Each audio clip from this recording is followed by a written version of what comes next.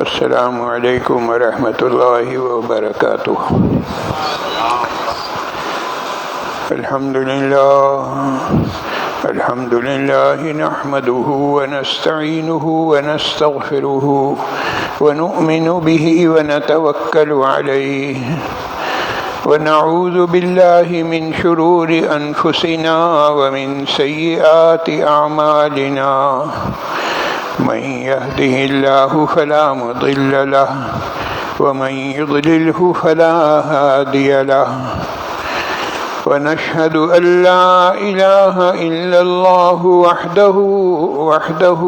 وحده لا شريك له، ونشهد أن سيدنا وسندنا ونبينا ومولانا محمدا عبده ورسوله، صلى الله تعالى على خير خلقه محمد وعلى آله وصحبه أجمعين، وبارك وسلم تسليما كثيرا كثيرا. أما بعد فأعوذ بالله من الشيطان الرجيم. بسم الله الرحمن الرحيم. رجال لا تلهيهم تجارة ولا بيع عن ذكر الله وإقام الصلاة وإيتاء الزكاة. آمنت بالله صدق الله مولانا العظيم وبلغنا رسوله النبي الكريم، ونحن على ذلك لمن الشاهدين والشاكرين والحمد لله رب العالمين. جزا الله عنا محمدا صلى الله عليه وسلم ما هو أهله. جزا الله عنا محمدا صلى الله عليه وسلم ما هو أهله. جزا الله عنا محمدا صلى الله عليه وسلم ما هو أهله.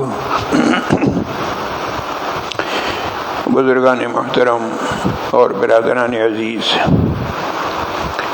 11ویں سپارے کی سورہ احزاب کی جس آیت کا ایک حصہ میں نے آپ کو سنایا ہے، اس آیت کریمہ میں اللہ جل جلالہ و عم نوالہ نے تعریف کی ہے ان لوگوں کی جو بظاہر دنیا کے کاموں میں لگے ہوئے ہیں، لیکن اس کے باوجود دل ان کا اللہ کی طرف ہے، وہ غافل نہیں ہیں. قرآن کہہ رہا ہے رجال لا تلہیہم تجارہ، وہ ایسے بندے ہیں اللہ کے کہ ان کو غافل نہیں کرتی تجارت، ولا بیع، خرید و فروخت. کس چیز سے غافل نہیں کرتی؟ عن ذکر اللہ، اللہ کے ذکر سے، و اقام الصلاۃ، نماز قائم کرنے سے، و ایتاء الزکاۃ، اور زکوٰۃ کی ادائیگی سے. چاہے نماز قائم کرنا ہو، زکوٰۃ دینی ہو، شریعت پر عمل کرنا ہو، وہ دنیا کے تمام کام عام لوگوں کی طرح انجام دیتے ہیں اور دیتے رہتے ہیں، لیکن جیسے ہی نماز کا وقت ہوتا ہے فوراً ادھر مؤذن نے صدا بلند کی، اللہ اکبر کی، اور ادھر انہوں نے سارا کام چھوڑ دیا. اور عام حالات میں جب تک مؤذن اذان نہیں دے رہا اس وقت تک بھی ان کا حال یہ ہوتا ہے کہ دست بکار و دل بیار، ہاتھ سے کام کرتے ہیں، دل ان کا اللہ کی طرف لگا رہتا ہے، زبان ان کی اللہ کے ذکر سے تر رہتی ہے، تو اپنے دنیاوی جو بھی مشغولیات ہیں ان میں مشغول بھی رہتے ہیں اور اللہ سے لو لگائے ہوئے بھی ہوتے ہیں. یہ قرآن کریم نے تعریف کی ہے ان لوگوں کی جو اللہ کی یاد میں غرق ہوتے ہیں اور مستقل لگے رہتے ہیں. ایک بات. دوسری بات، مسلمانوں کی اگر یہ تعریف کی جائے، اگر ہم یہ کہیں کہ صاحب مسلمان ایسے تھے ایسے تھے ایسے تھے، مسلمانوں کی تعریف میں قصیدے پڑھیں، تو کہا جائے گا کہ بھائی یہ تو کوئی خاص بات نہیں ہے، آپ بھی مسلمان ہیں اور جن کے قصیدے پڑھ رہے ہیں وہ بھی مسلمان ہیں، تو ہر ایک اپنے لوگوں کی تعریف تو کرتا ہی ہے، یہ تو کوئی خاص بات نہیں ہے. لیکن اس وقت تذکرہ ہو رہا ہے ان لوگوں کا جو مسلمان نہیں ہیں، جو مسلمان اسلام کے اور مسلمانوں کے دشمن ہیں. ایسے لوگوں کے متعلق عربی زبان کی ایک کہاوت ہے، الفضل بما شہدت بہ الاعداء، فضیلت، خوبی اصل میں وہ خوبی ہے کہ دشمن اس کو کہے. دشمن مانے کہ ہاں بھائی ہمارے یہ مسلمان ہمارے دشمن ہیں، ہمیں ان سے ٹکر لینی ہے، ہم ان سے جنگ کرتے ہیں. لیکن مسلمان کی یہ خوبی ہے جس کو مانتے ہیں وہ اور کہتے ہیں کہ نہیں بھائی یہ خوبی تو اس خوبی کے آگے تو سر تسلیم خم کرنا پڑے گا. تو وہ کیا خوبی ہے؟ مغرب کے بہت سے ایسے لکھنے والے ہیں جنہوں نے مسلمانوں کی یہ خوبی بیان کی ہے کہ ایک وقت وہ بھی تھا کہ مسلمانوں کے قافلے جس علاقے سے گزر جاتے تھے تو اتنا اچھا مسلمانوں کا سلوک ہوتا تھا کہ ان کے حسن معاملے کو دیکھ کر لوگ اسلام لے آتے تھے. اسلام کی تبلیغ نہیں کر رہے، اپنے کسی ذاتی کام سے، کسی تجارتی کام سے گزر رہے ہیں ایک علاقے سے، تو جس علاقے سے بھی گزریں وہاں کی آبادی ان کے حسن معاملے کو دیکھ کر اسلام لے آتی ہے. دنیا کے نقشے پر ایسے بے شمار ممالک ہیں جہاں مسلمانوں نے اسلام کی تبلیغ نہیں کی ہے، باقاعدہ ان کی ایک فہرست ہے. مثلا کینیا ہے، یوگنڈا ہے، حبشہ ہے، صومالیہ، افریقہ، چائنا، ان تمام ممالک میں مسلمانوں نے اپنے مذہب کی تبلیغ نہیں کی.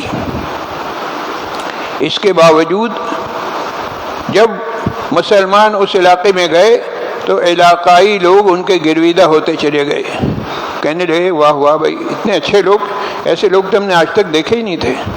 جس محلے میں جاتے وہاں ان کے ساتھ اعزاز و اکرام کا معاملہ ہوتا. اور ظاہر ہے کہ پہلے مسلمان نہیں تھے تو مسجدیں بھی نہیں تھی. اب مسلمان گئے ہیں وہاں رہ رہے ہیں، چاہے کچھ دن کے لیے رہ رہے ہوں، لیکن مسلمان اگر ایک دن کے لیے بھی رہ رہا ہے تو اسے تو نماز پڑھنی ہے، نماز کی جگہ بنانی ہے.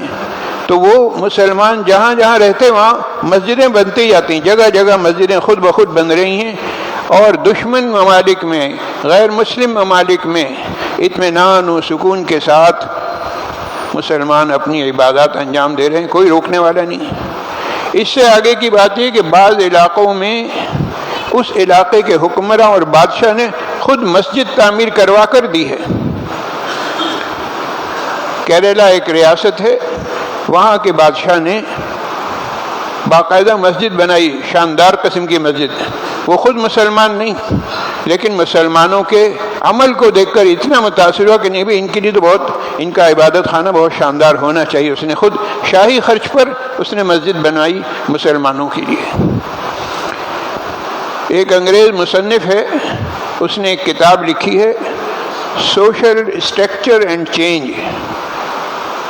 اس کتاب میں وہ باقاعدہ اس نے حوالے دیے ہیں کہ کہاں کہاں سے مسلمانوں کے قافلے گزرے اور وہاں اعلیٰ اخلاقی قدروں کی یادگار مثالیں انہوں نے قائم کی. یہ تو تھا ہمارا ماضی. اب اس ماضی کو سامنے رکھ کر اب حال کو بھی دیکھ لیں. حال کیا ہے؟ آج ہماری گراوٹ کا یہ عالم ہے کہ اسے بیان کرنے کے لیے الفاظ نہیں. گرتے گرتے گرتے ہم اتنے قعر مذلت میں جا چکے ہیں، اتنے ذلیل و خوار ہو چکے ہیں، اتنی ذلت و خواری کے گڑھوں میں گزر چکے ہیں کہ اس کو بیان کرنے کے لیے الفاظ نہیں ہیں. صرف ایک مثال دے رہا ہوں.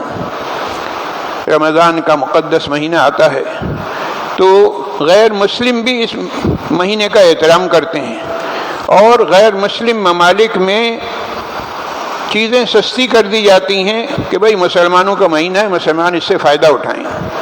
وہ لوگ قیمتیں کم کر دیتے ہیں، اور ہمارے مسلمان بھائی کیا کرتے ہیں؟ پھلوں سے لے کے پکوڑوں تک ہر چیز میں وہ 3 گنا منافع کماتے ہیں.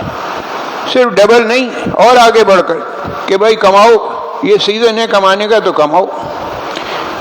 ہر چیز رمضان کے مقدس مہینے میں کہنا چاہیے مہنگی کر دی جاتی ہے اور مشکل کر دیا جاتا ہے کہ روزے دار فائدہ نہ اٹھائیں.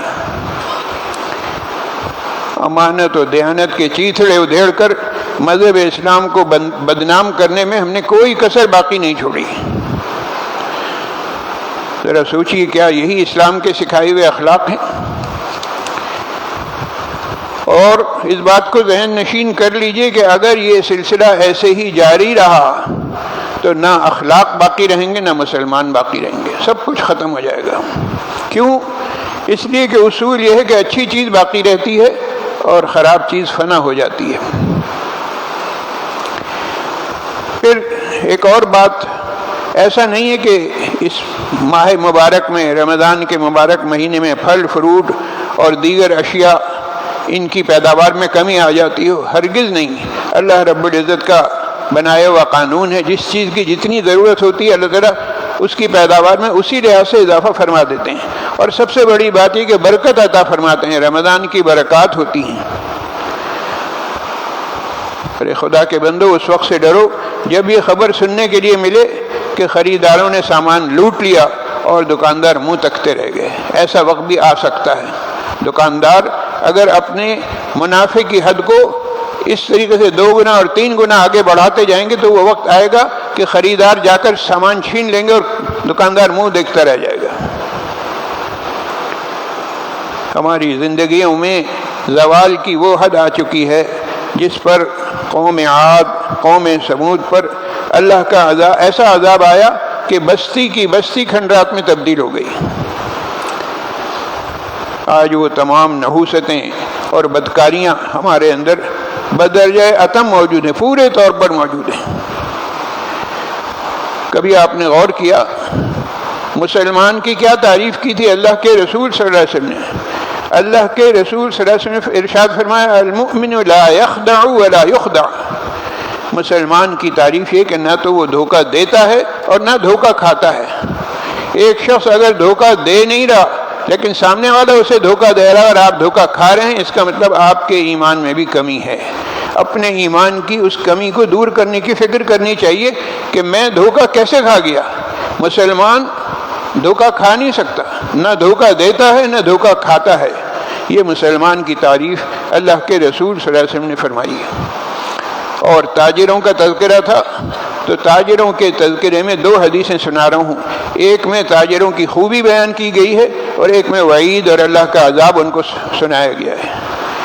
اللہ کے رسول صلی اللہ علیہ وسلم نے مسلمان تاجر کی خوبی بیان کی، فرمایا کہ التاجر الصدوق الامین مع النبیین والصدیقین والشہداء والصالحین۔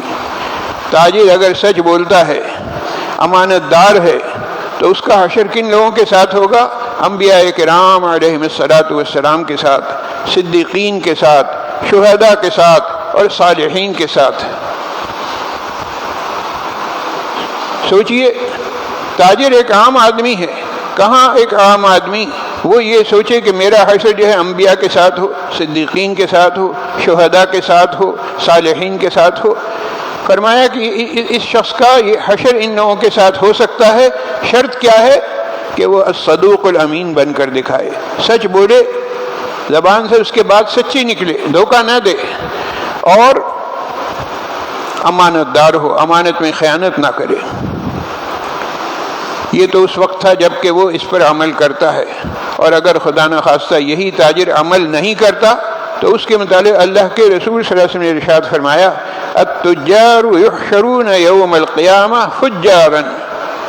فرمایا کہ تاجروں کا حشر جو ہے فاسق و فاجر اور گنہگار لوگوں کے ساتھ ان کا حشر ہوگا۔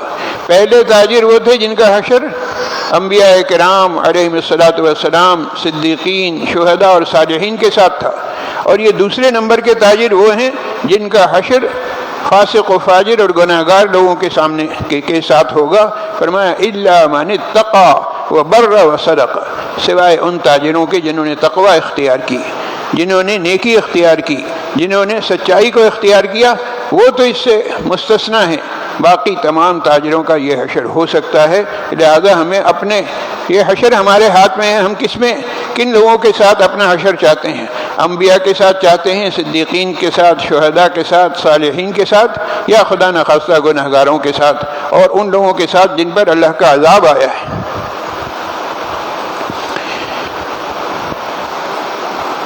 اصل بات یہ ہے کہ ایک باقاعدہ منظم سازش کے ذریعے دین کو عبادت گاہوں، تعلیم گاہوں اور ذاتی زندگی تک محدود کر دیا گیا ہے۔ یہ باقاعدہ ایک نظریہ ہے، سیکولرزم کا نظریہ ہے کہ دین جو ہے نا بس بھائی عبادت کرو ٹھیک ہے، تعلیم کچھ دین کی حاصل کر لو صحیح ہے، ذاتی زندگی میں تم اگر دین پر عمل کر رہے ہو تو بھی ٹھیک ہے، ہمیں کوئی اعتراض نہیں، لیکن اجتماعی زندگی میں، تجارتی زندگی میں، معاشرتی زندگی میں پھر دین سب کو خیر آباد کہہ دو، نہ دین ہے نہ ایمان ہے نہ کوئی چیز ہے، جبکہ حقیقت اس کے بالکل برعکس ہے۔ ذرا اس پر بھی غور کر لیا جائے کہ اسلامی عبادات سے متعلق احکامات صرف 1/4 ہیں۔ اللہ اور اللہ کے رسول صلی اللہ علیہ وسلم نے جو ہمیں احکامات دیے ہیں ان احکامات کو 4 حصوں میں تقسیم کر لیے، 4 حصوں میں سے ایک حصہ صرف عبادات سے متعلق ہے، باقی 3 حصے معاشرتی زندگی سے متعلق ہیں، معاملات سے متعلق ہیں۔ اگر ہم اپنے معاملات درست نہیں کر رہے، اگر اپنی معاشرت کو درست نہیں کر رہے، اگر ہم اپنی تجارتی زندگی کو درست نہیں کر رہے تو اس کا مطلب ہم 3/4 دین پر عمل نہیں کر رہے، چاہے ہم نماز پڑھ رہے ہوں، روزہ رکھ رہے ہوں، زکوٰۃ دے رہے ہوں، بظاہر دین پر عمل کر رہے ہوں، دیندار کہلا رہے ہوں، دنیا والے شاید ہمیں دیندار سمجھیں، لیکن حقیقت حال کیا ہے وہ اللہ کو معلوم ہے یا اس شخص کو معلوم ہے۔ تو دین کا صرف 1/4 حصہ عبادات سے متعلق ہے، 3/4 دین جو ہے معاملات سے متعلق ہے جس سے ہم غافل ہیں۔ ہم نے دین کو محدود کر دیا ہے اور اب اخلاقی گراوٹ کے لحاظ سے گرتے یہ نوبت آ گئی ہے کہ اب ہم برائی کو برائی نہیں سمجھتے بلکہ برائی کو اپنا حق سمجھتے ہیں۔ یہ جو بات میں نے کہی ہے کہ ہم برائی کو اپنا حق سمجھتے ہیں، یہ صرف ہوائی فائر نہیں ہے، میں ابھی آگے اس کی مثال دے رہا ہوں۔ کسی دارالافتاء میں آ کر ایک صاحب سوال کر رہے ہیں کہ صاحب ایک کمپنی جو ہے وہ مال خریدنے کے بعد اگر کلیم کیا جائے کہ صاحب مال صحیح نہیں تھا تو وہ پیسے واپس کر دیتی ہے، نہ صرف پیسے واپس کرتی بلکہ جو مال اس نے دیا تھا پروڈکٹ وہ واپس نہیں منگواتی۔ اب آنے والا سوال یہ کر رہا ہے کہ بھئی ہم یہ کرتے ہیں کہ پہلے مال خریدتے ہیں، اس کے بعد کمپنی کو اطلاع دیتے ہیں کہ سامان خراب نکلا ہے، کمپنی ہمیں پیسے واپس لوٹا دیتی ہے اور یہ مال تو ہمارے پاس ہے ہی، پروڈکٹ بھی واپس نہیں مانگتی، تو ہم اپنے پاس پروڈکٹ رکھتے ہیں اور پھر آگے کسی اور کو بیچ دیتے ہیں۔ سوال کرنے والا سوال کر رہا ہے کہ کیا ایسا کرنا درست ہے؟ مفتی صاحب نے جواب دیا کہ نہیں بھائی درست نہیں ہے، اس میں جھوٹ بھی ہے، اس میں دھوکہ بھی ہے، اس میں خیانت بھی ہے، یہ تو کسی طور پر بھی درست نہیں۔ اب جب مفتی صاحب نے یہ بتا دیا کہ درست نہیں تو خاموش ہو جانا چاہیے۔ وہ سامنے والا اصرار کر رہا ہے کہ نہیں صاحب سبھی ایسا کرتے ہیں، دنیا میں ایسے ہی ہو رہا ہے۔ ارے بھائی اس کا جواب یہ کہ اگر ساری دنیا بھی غلط کام کریے تو مسلمان کے لیے جائز نہیں ہو سکتا۔ اب جب ان کو زیادہ دین شریعت سکھائی گئی تو کہتے ہیں کہ اگر ہم ایسا نہیں کریں گے تو کمائیں گے کہاں سے؟ ہماری کمائی ساری اسی طرح سے دھوکہ فریب جھوٹ بول کر ہم کماتے ہیں، ورنہ تو کمائیں گے کہاں سے؟ اس کا جواب مفتی صاحب نے دیا بھائی تھوڑے پر گزارا کریں، اللہ اسی میں برکت دے گا۔ بظاہر دیکھا جائے تو یہاں پر بات ختم ہو گئی تھی، لیکن سامنے والے کا اصرار دیکھیے، اس نے اگلا سوال کر لیا، کہتا ہے کہ جی کمپنی کی پالیسی میں لکھا ہوا ہے کہ آپ اگر اس قسم کی کوئی حرکت کریں گے تو ادارہ اس سلسلے میں کوئی ایکشن نہیں لے گا، تو ہم جو ہے کمپنی کی پالیسی کے مطابق کر رہے ہیں لہذا جائز ہونا چاہیے۔ یعنی پٹی پڑھا رہے ہیں مفتی صاحب کو، پٹی پڑھا رہے ہیں عالم کو۔ اس پر حضرت تھانوی رحمہ اللہ کا مقولہ یاد آیا۔ حضرت تھانوی رحمہ اللہ نے فرمایا کہ لوگ جہنم میں جانا چاہتے ہیں مولوی کے کندھے پر پاؤں رکھ کے۔ بھائی تمہیں جہنم میں جانا ہے تو سیدھے سیدھے جاؤ، مولوی کے کندھے پر پاؤں رکھ کے کیوں جانا چاہتے ہو؟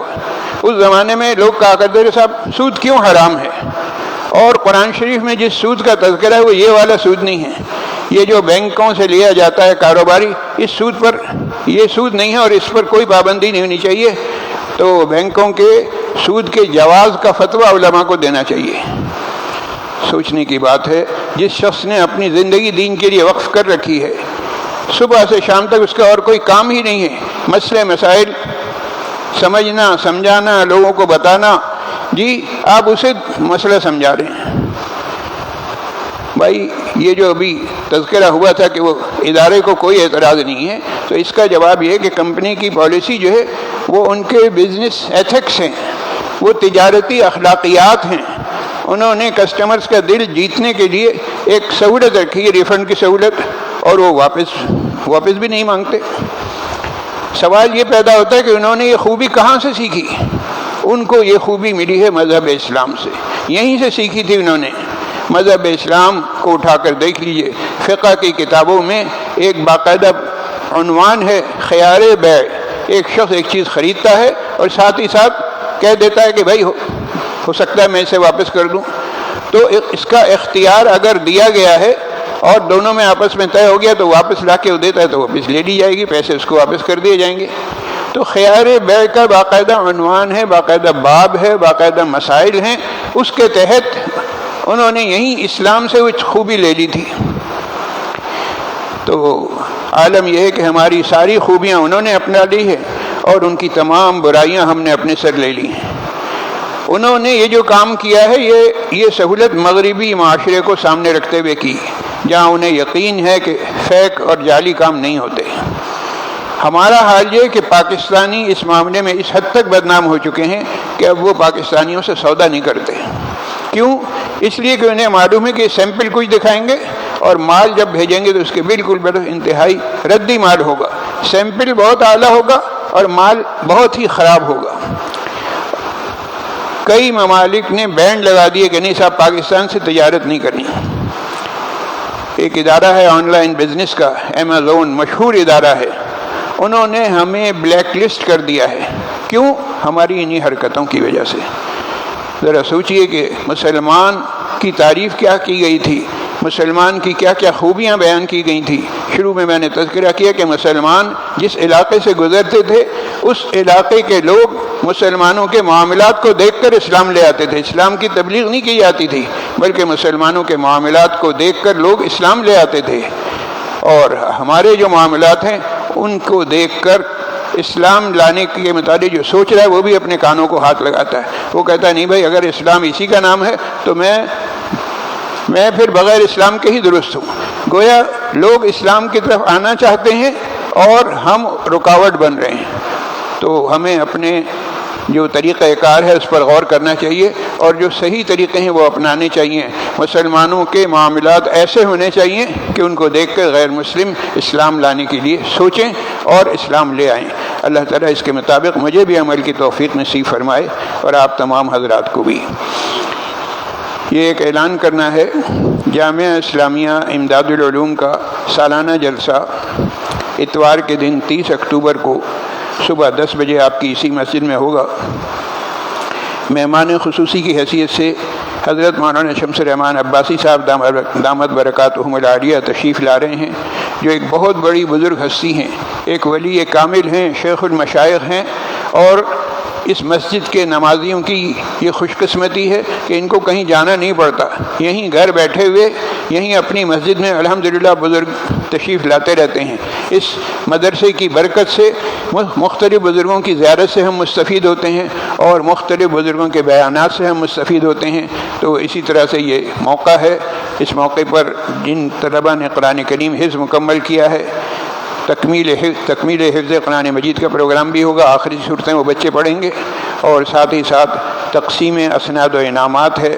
وفاق المدارس العربیہ پاکستان کے تحت سالانہ امتحان میں جن طلباء نے نمایاں کامیابی حاصل کی ان کو شیلڈ وغیرہ ملے گی، اور اسی طرح سے سہ-ماہی امتحان میں جنہوں نے نمایاں کامیابی حاصل کی ان کے لیے یہ تقریب منعقد کی گئی ہے اتوار کے دن 30 اکتوبر صبح 10 بجے۔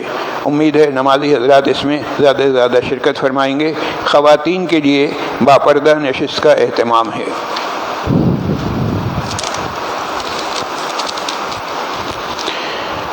جناب محمد زبیر صاحب، عظمت الہی صاحب، عتیق سلیمان صاحب، رئیس صاحب کی والدہ حافظ نعمان صاحب، فیضان صاحب کی والدہ اور ہمشیرہ عبدالحادی صاحب، انور بیگ صاحب کی اہلیہ، سلیمان صاحب، زبیر صاحب کی والدہ محمود علی صاحب، اور میرے خالہ بھائی ہیں سید محمد اسحاق صاحب جن کو عرف کلیم بھائی، یہ علیل ہیں، ہاسپٹلائز ہیں، خصوصی طور پر دعا فرمائیں۔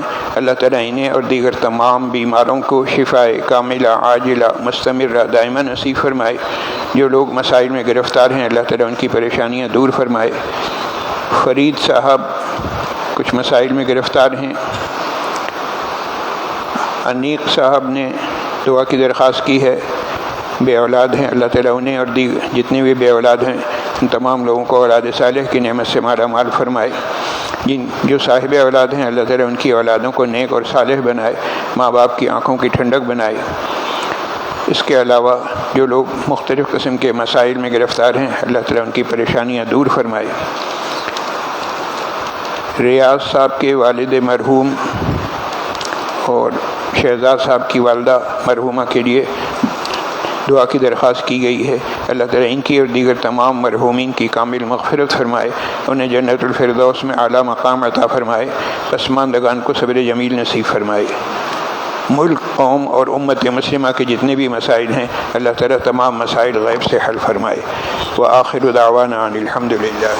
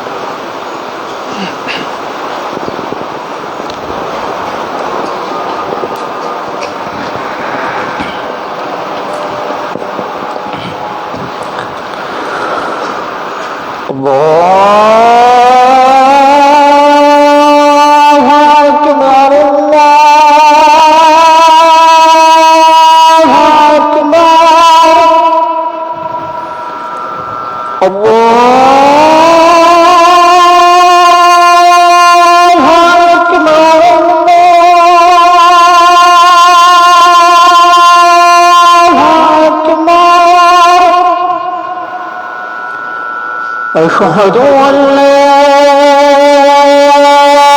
إله إلا الله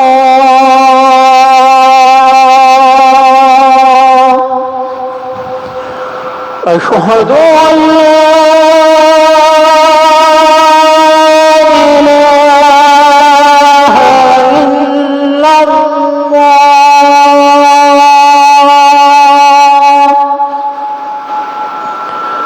أشهد أن محمدا رسول الله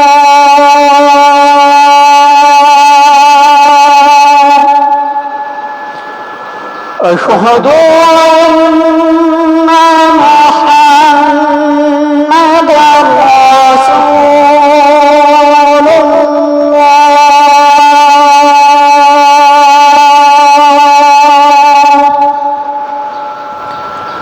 حي على الصلاة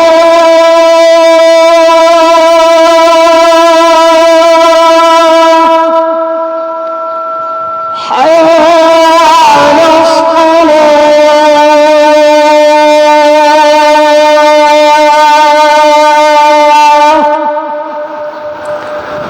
حي على الفلاح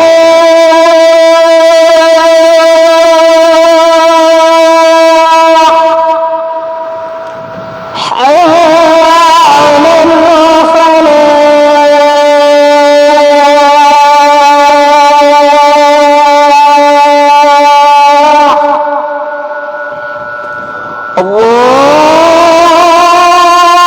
الله أكبر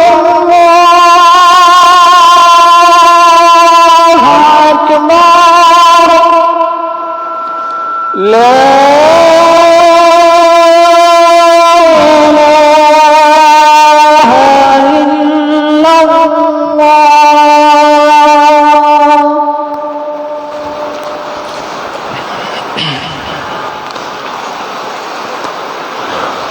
الحمد لله وحده والصلاة والسلام على من لا نبي بعده أما بعد فيا أيها الناس وحدوا الله فإن التوحيد رأس الطاعات واتقوا الله فإن التقوى ملاك الحسنات وعليكم بالسنة فإن السنة تهدي إلى الإطاعة ومن أطاع الله ورسوله فقد رشد واهتدى وإياكم والبدعة فإن البدعة تهدي إلى المعصية ومن يعص الله ورسوله فقد ضل وغوى وعليكم بالصدق فإن الصدق ينجي والكذب يهلك وعليكم بالإحسان فإن الله يحب المحسنين ولا تقنطوا من رحمة الله فإنه أرحم الراحمين ولا تحبوا الدنيا فتكونوا من الخاسرين ألا وإن النفس لن تموت حتى تستكمل رزقها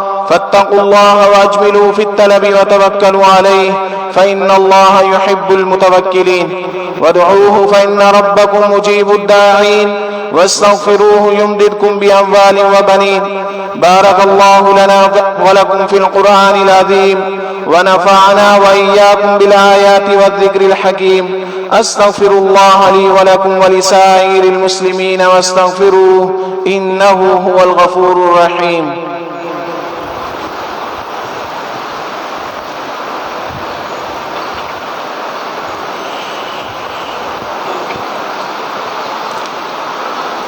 الحمد لله وكفى وسلام على عباده الذين اصطفى أما بعد فأعوذ بالله من الشيطان الرجيم بسم الله الرحمن الرحيم إن الله وملائكته يصلون على النبي يا أيها الذين آمنوا صلوا عليه وسلموا تسليما اللهم صل على محمد عبدك ورسولك وصل على المؤمنين والمؤمنات والمسلمين والمسلمات وبارك على محمد وأزواجه وذرياته قال النبي صلى الله عليه وسلم: أرحم أمتي بأمتي أبو بكر، وأشدهم في أمر الله عمر، وأصدقهم حياء عثمان، وأقضاهم علي، وسيدة النساء أهل الجنة فاطمة، وسيدا شباب أهل الجنة الحسن والحسين، وسيد الشهداء حمزة رضوان الله تعالى عليهم أجمعين. اللهم اغفر للعباس وولده مغفرة ظاهرة وباطنة لا تغادر ذنبا. الله في أصحابي لا تتخذوهم غرضا من بعدي، فمن أحبهم فبحبي أحبهم، ومن أبغضهم فببغضي أبغضهم، وخير القرون قرني ثم الذين يلونهم ثم الذين يلونهم. إن الله يأمر بالعدل والإحسان وإيتاء ذي القربى وينهى عن الفحشاء والمنكر والبغي يعظكم لعلكم تذكرون. ولذكر الله تعالى أعلى وأولى وأعز وأجل وأتم وأهم وأعظم وأكبر، والله يعلم ما تصنعون. सफ़े दुरुस्त फरमा लें, मोबाइल फ़ोन बंद कर दें। الله أكبر الله أكبر الله أكبر الله أكبر. أشهد أن لا إله إلا الله أشهد أن لا إله إلا الله أشهد أن محمدا رسول الله أشهد أن محمدا رسول الله. حي على الصلاة حي على الصلاة حي على الفلاح حي على الفلاح. قد قامت الصلاة قد قامت الصلاة. الله أكبر الله أكبر. لا إله إلا الله. الله أكبر.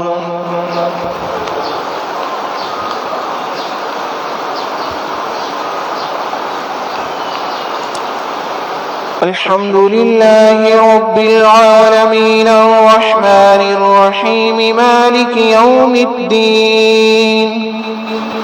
إياك نعبد وإياك نستعين. اهدنا الصراط المستقيم صراط الذين أنعمت عليهم غير المغضوب عليهم ولا الضالين.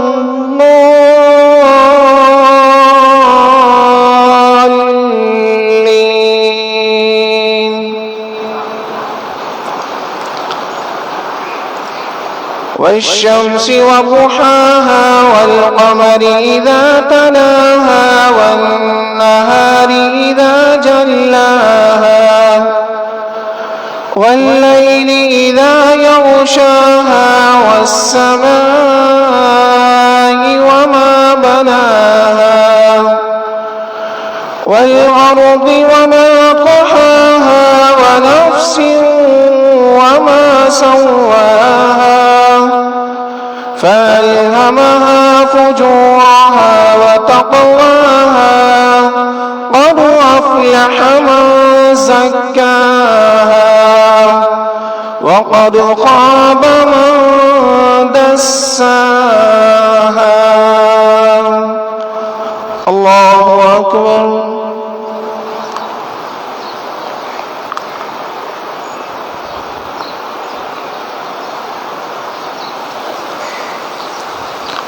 سمع الله لمن حمده. الله أكبر.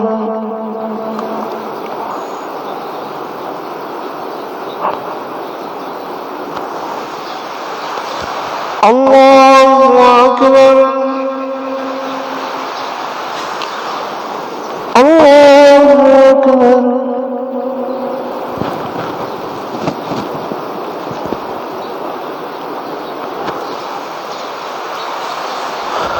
الله أكبر.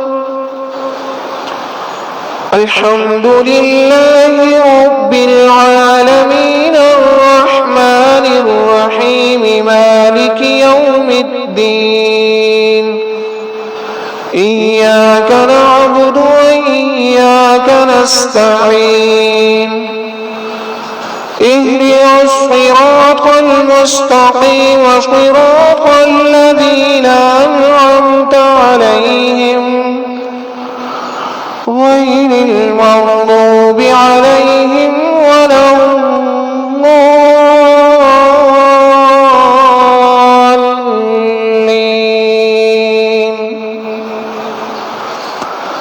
كذبت ثمود بطغواها إذ انبعث أشقاها فقال لهم رسول الله ناقة الله وسقياها فكذبوه فعقروها فدمدم عليهم ربهم بذنبهم فسواها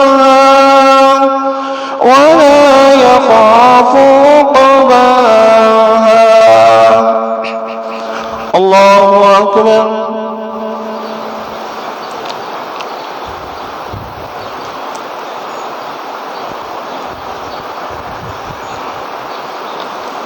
سمع الله لمن حمده. الله أكبر.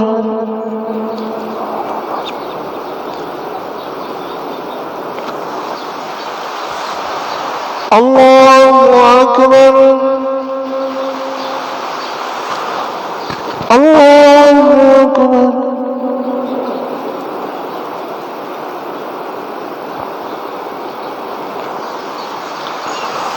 الله أكبر.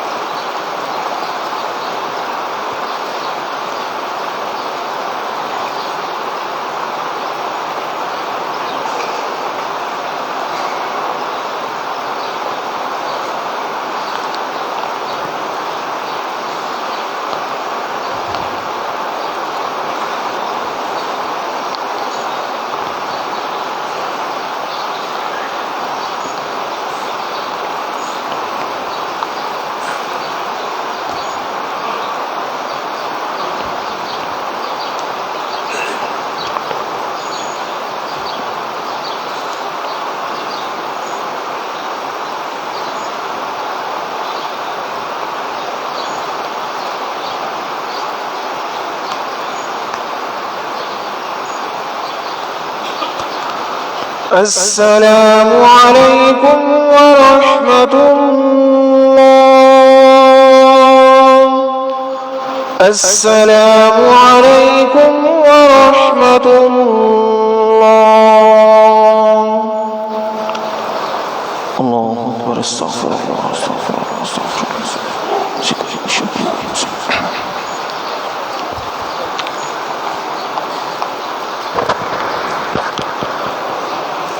اللهم أنت السلام ومنك السلام تبارك يا ذا الجلال والإكرام. اللهم إنا على ذكرك وشكرك وحسن عبادتك. رب اغفر وارحم وأنت خير الراحمين. اللهم صل على سيدنا محمد وعلى آل سيدنا محمد وبارك وسلم. ربنا آتنا في الدنيا حسنة وفي الآخرة حسنة وقنا عذاب النار. ربنا لا تزغ قلوبنا بعد إذ هديتنا وهب لنا من لدنك رحمة إنك أنت الوهاب. ربنا إنك جامع الناس ليوم لا ريب فيه إن الله لا يخلف الميعاد. الہ العالمین ہمارے تمام صغیرہ کبیرہ گناہوں کو معاف فرما. یا اللہ وہ گناہ جو دن کے اجالے میں کیے معاف فرما. یا اللہ جو رات کی تاریکی میں کیے معاف فرما. یا اللہ جو کر کے بھول گئے معاف فرما.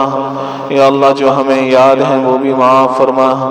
یا اللہ نیکیوں کی طرف رغبت اور گناہوں سے نفرت ہمارے دل میں پیدا فرما. یا اللہ ہماری سیئات کو حسنات میں تبدیل فرما. یا اللہ ہماری سیئات کو حسنات میں تبدیل فرما. الہ العالمین ہم میں سے جو بیمار ہیں انہیں شفائے کاملہ عاجلہ مستمرہ دائمہ عطا فرما دیجیے. یا اللہ جو پریشان حال ہیں یا اللہ ان کے مسائل غیب سے حل فرما دیجئے۔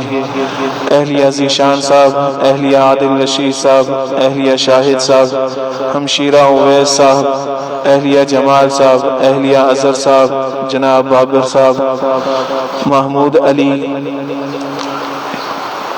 شدید علیل ہیں، اسی طرح ہمارے جملہ جتنے بھی بیمار ہیں ان سب کے لیے دعا کریں کہ اللہ پاک سب کو شفائے کاملہ عاجلہ مستمرہ دائمہ عطا فرما دیں۔